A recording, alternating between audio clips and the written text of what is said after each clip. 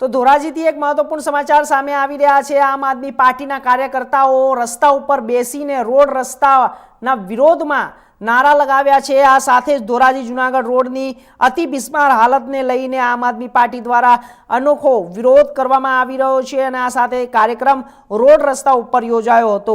લાંબા સમયથી રોડ રસ્તાની ખરાબ હાલતને લઈને આમ આદમી પાર્ટી દ્વારા વિરોધ પ્રદર્શન કરવામાં આવ્યું છે, જેના વિરોધમાં આમ આદમી પાર્ટીના કાર્યકરો રોડ પર બેસીને સૂત્રોચ્ચાર કરતા રોડ બંધ કરી દીધો અને પ્રતિકાત્મક રીતે રોડ સમાધિ યોજી હતી। કાર્યકરોએ શરમ કરો રોડ સારા કરો જેવા ઉગ્ર નારાઓ લગાવીને વિરોધ પ્રદર્શન કર્યું હતું।